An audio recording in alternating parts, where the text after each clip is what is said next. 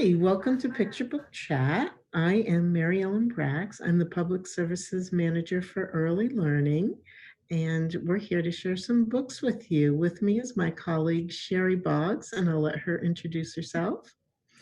Hi, I'm Sheri Boggs. I am the Youth Collection Development Librarian for the Spokane County Library District.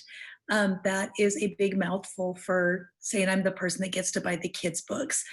So I buy everything from age 0 up to 18. But what we're going to focus on today are books for 0 up through preschool. And the way this works is as a buyer, there are certain things that I look for in picture books for small kids, but that's only part of the picture.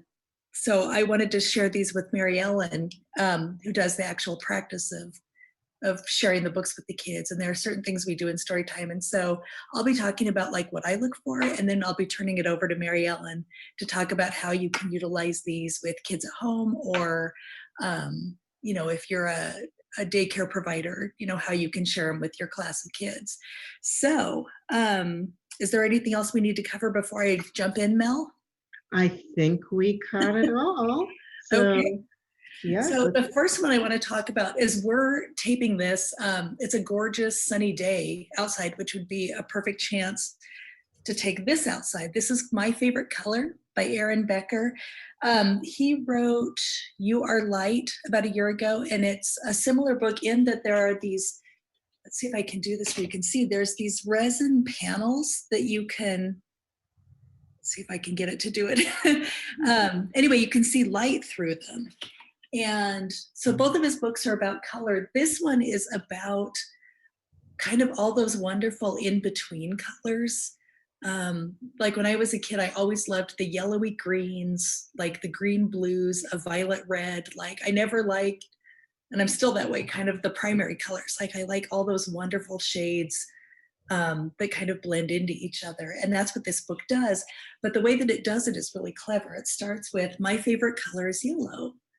Yellow like the sun in a clear blue sky. And then you start thinking, actually, I think blue is my favorite color. Or is it green? And then it moves into the sky at twilight, and then kind of the purple when night falls. And so it's this wonderful book about, the passing of time through the day and how the light changes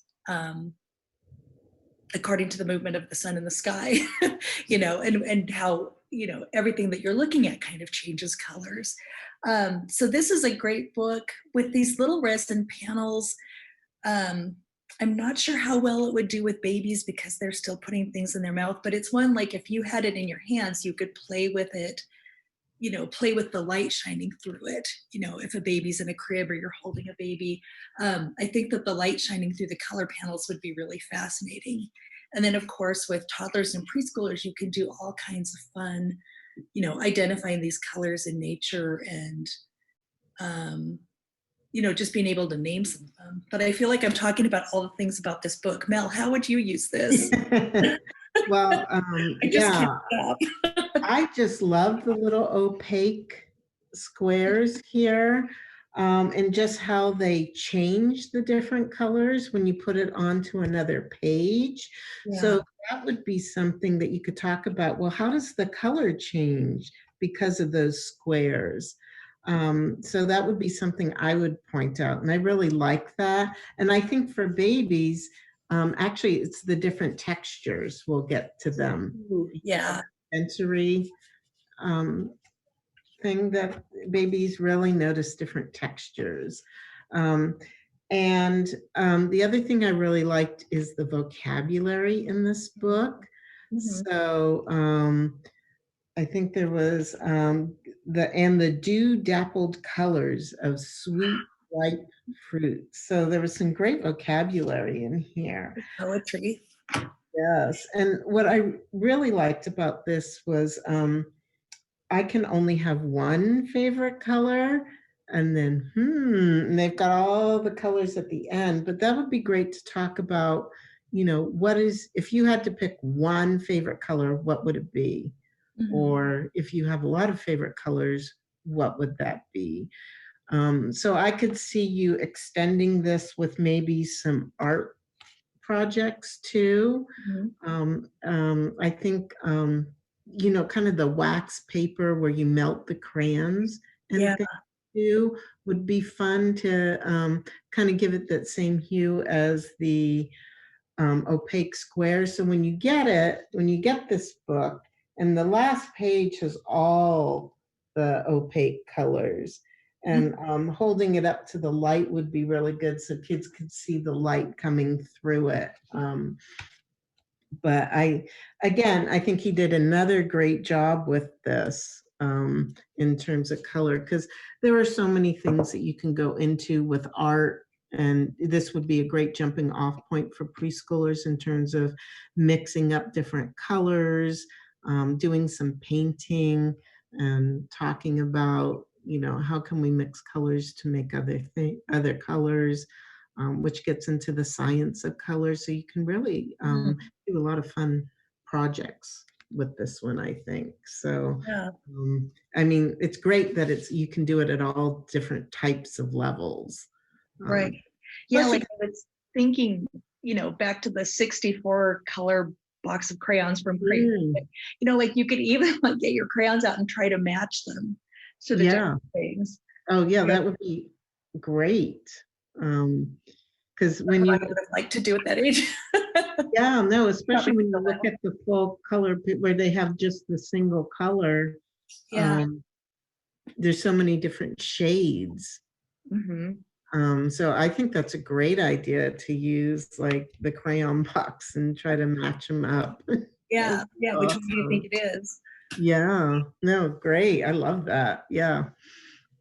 So that's a really fun one. Yeah, I like that one a lot. I've got a couple more board books for you, but these are math concept books, and they're by Grace Lynn. There's actually 4. I'm just showing you 2 right now.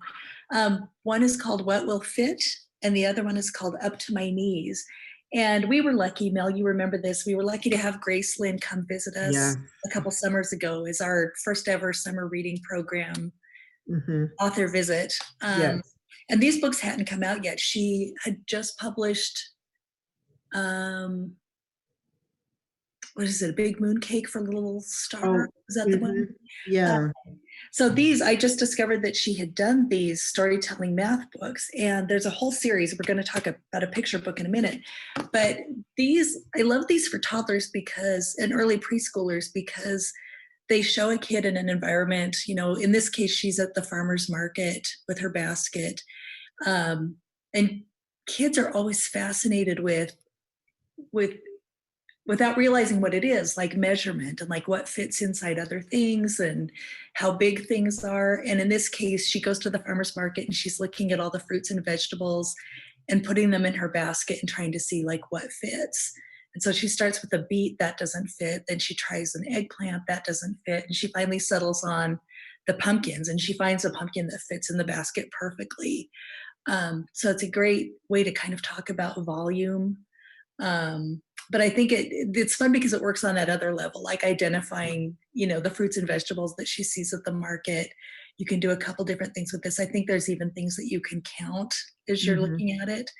And then in the other one, Up to My Knees, this one uses gardening as, you know, kind of the backdrop for the concept of height. And kids are fascinated by how big something is in relation to them, and that's what she does here.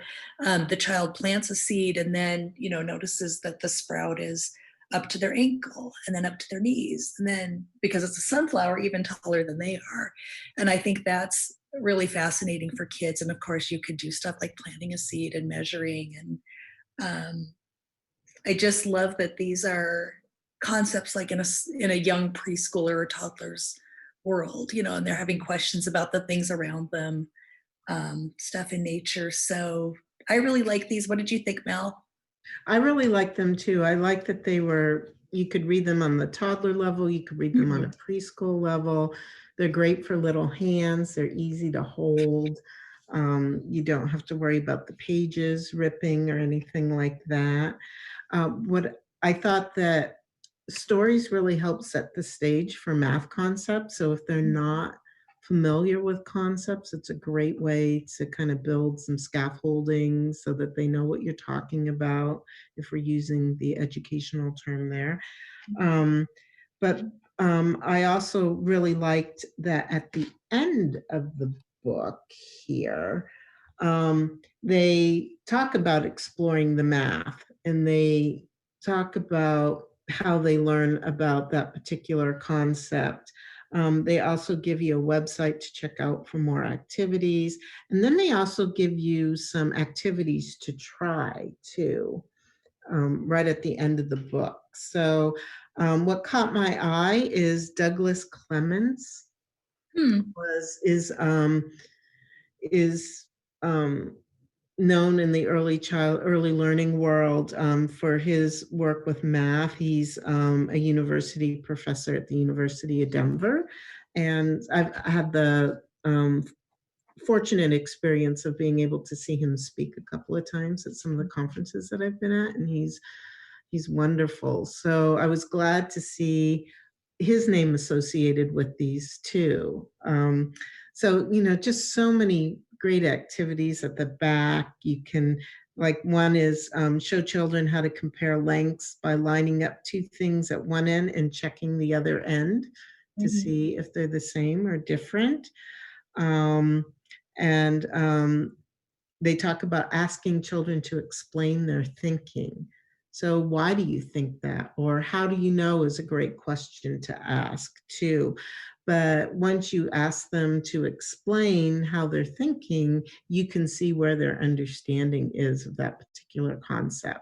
And then, if they're not quite getting it, then you can go back and even refer to the book and point out in the book, maybe what they're not understanding and showing them, so you can give them a visual.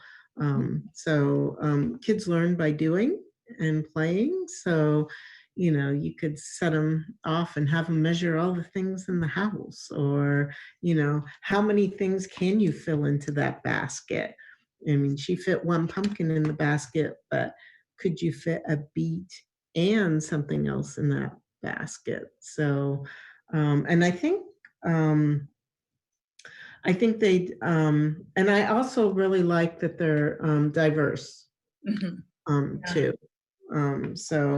That just checked off another box for me too, because it's so important for kids to see themselves in books, that this is another nice way to show that diversity that we have in the world. So yeah, I thought this is a really cute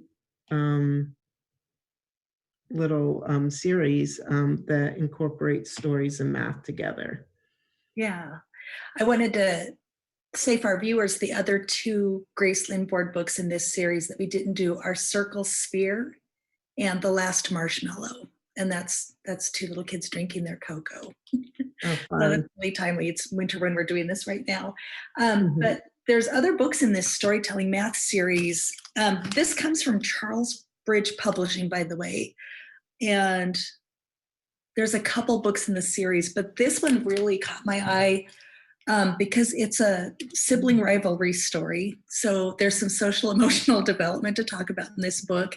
In this book, Leah and Luis live above a grocery store. And Luis is the kind of kid that's always, I'm the fastest, I have more, my thing is better. And Leah gets really tired of it. She's the kind of kid that's just like, I'm going to take my time. I'm going to figure things out on my own. And they get into a debate when they go downstairs for snacks. And Luis comes back up with his package of biscotti. I'm probably not saying that right.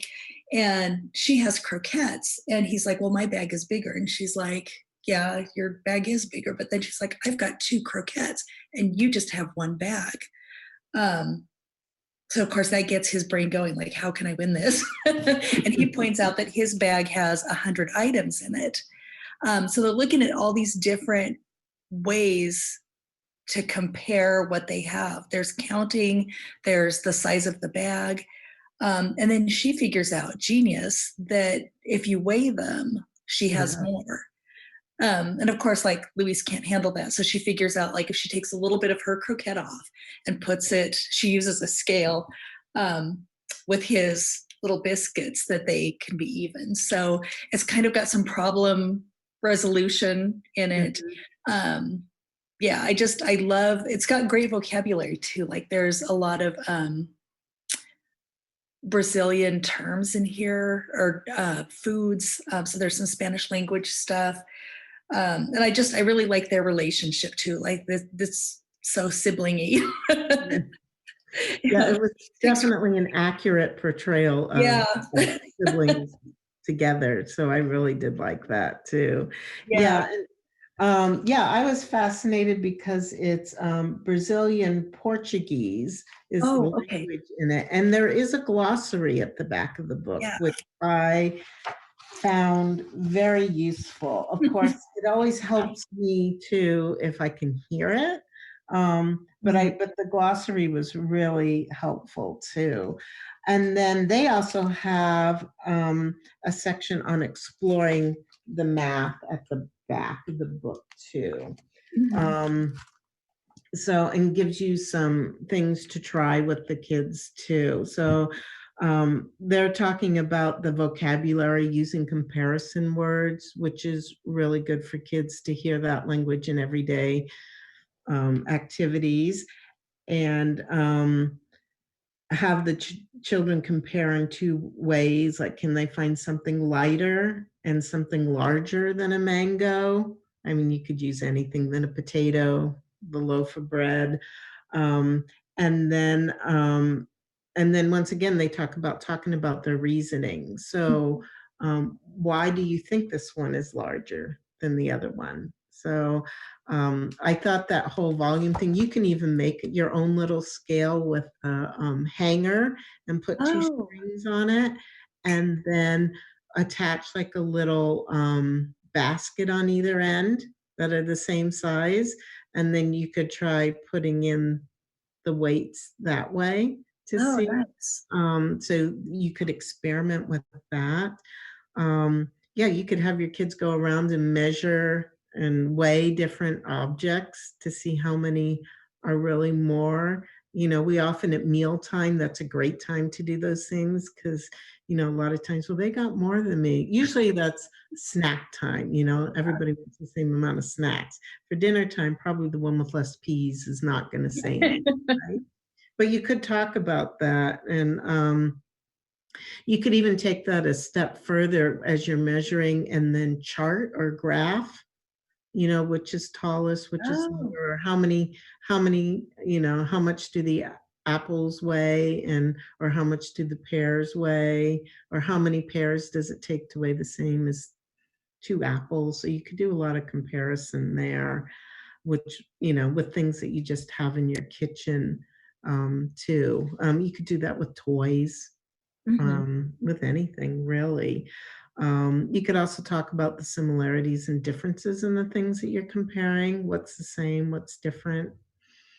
This one was a really fun one. I could definitely see this situation happening with my kids, when they were little. So I really enjoyed this one. It was, again, nice to have that story concept behind it, because it really puts it into context for the kids, rather than just launching into an explanation about the math. But if they have a context of which to put it in, it just helps them to be able to learn the concept. Yeah, it makes it more relatable. Yeah. Like math you can use. So I can't wait. I hope they do more. Yeah, I do too. I'm going to be on the lookout. We've got one more book, Mel. Oh, yes. So excited. So this one is Catch That Chicken by Atinuke. And Atinuke did one a year ago. Let me look at the back. It was really good. Baby Goes to Market, which is one that we've done like in our STARS trainings. I think we've used it in Storytime. This one is the story of a girl who is the best chicken catcher in her small village. Other kids might be better at spelling or braiding hair or taming bulls, but she is the one to catch chickens until the day where she meets her match in a chicken. And as she's running as fast as she can, the villagers are telling her, faster, Lami, faster. The chicken goes up into the baobab tree. Lammy goes up into the baobab tree. She falls out, still hasn't caught her chicken. And her grandmother, I think it's her grandmother in this story, takes her aside and just says, "You're going to be the best crier in the village if you don't learn to slow down and maybe, work smarter, not harder." And so Lammy sits and thinks about what she can do to catch this chicken. And I won't give away what she does at the end, but it's, I love the problem solving again in this one. I love the intergenerational feel of the village, there's siblings and parents and grandparents just all together and everybody knows each other. And I love that I love the pride that she takes in being the best chicken catcher in her village. Like it's so much a part of her identity. And that makes her really kind of a winning heroine in this story. I think kids will really relate to her. But Mel, tell me what you thought. Yeah, that was one of the things. I really liked her character. I liked how strong she was and determined. And I really liked the problem solving of how she figures out how she's going to catch a chicken after she's hurt herself. So I love the illustrations. I thought that they were just so nice and bright. And there. One of the scenes I really liked in here was seeing the whole village here. So this is, if you're reading this one-on-one, you'd be able to talk about, what's going on in the picture. What is everybody doing? There's a little school scene here. There's people working in with the cows. There's somebody hanging up laundry. There's some couple of women in the middle playing with two little babies. So there's a lot to look at in here. And I did like that it was set in another country. Yeah. So you got a peek into another way of life. The author is actually was born in Nigeria, and she began her career as a storyteller. So I really like that aspect of it. I think this would be a great jumping off point for problem solving. So think of a time when you had a problem. What did you do? How did you solve it? So really, I see this working really well with preschoolers and older preschoolers. You could also talk about the animals in the book. So, what animals do they see in the village? You could talk about, well, what do you feed these animals? And you could do a whole little unit on chickens even. So you could work that into a lot of different things there, talking about the animals. But yeah, the illustrations are beautiful. Book. I just really enjoyed them.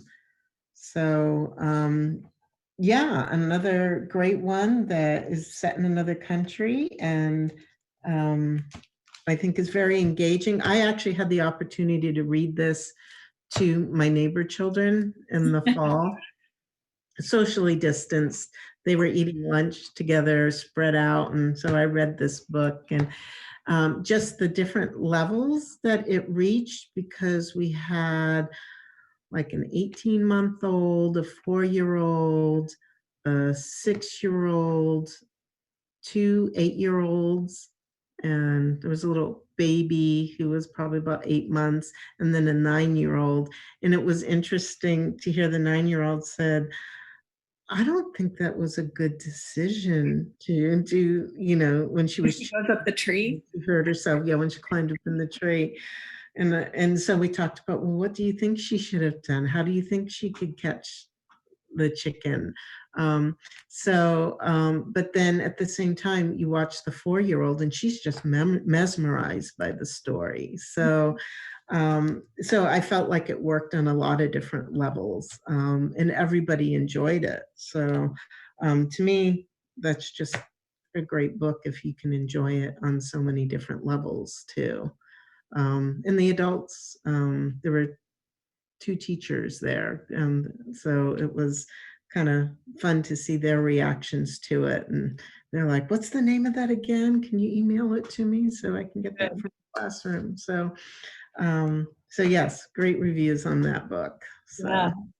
Another thing, as we were talking, I just remembered another thing I liked about this, which is how there's so much white space around the text, which is also very large, big black letters. Like, I think that this is a great one for kids that are making that transition to begin to recognize letters and maybe move into reading. Like, this is something, depending on how close they are, they could actually see the letters as they were telling it, or maybe sit with it and kind of sound out some of the words. So I think this would be one of those picture books that you could also use with a beginning reader. Yeah. If they're really into the story. Yeah. Although I do think the only thing I had wished that they had done was put a glossary in the end with some of the pronunciations. Yeah. I was struggling with that as I was reading it and having to say, I'm not sure if I'm pronouncing this correctly. Yeah. But then we played with the words a little bit. So, I mean, in terms of that, we were working on sounding out the words and how we think they might say it in another language. So, so it was good on that spot. But for me personally, I think a glossary at the end with some of the terms would have been helpful for me. Yeah. But overall, I loved the book. So I just thought it was a great story. So. Well, I think we've reached the end of our piles of books here. So yes, for now, until next time. So I want to thank you for joining us today. I hope you enjoyed this discussion of picture books, and we will see you next time when we have another one. Don't forget, if you're just looking for good books, to check out our website. Also, we have story times going on right now. So we have some that we film ahead of time, and you can go to our YouTube channel and watch them. And we also have a Zoom story time that we're doing live on Thursday evenings at 6:30. So you and your family can join us for story time. We gear the books for ages 2 to 5, but the whole family is welcome to join us. So thank you. Sheri, thank you. Always. It's always fun talking about books, and we hope you have a wonderful day. Bye. Bye.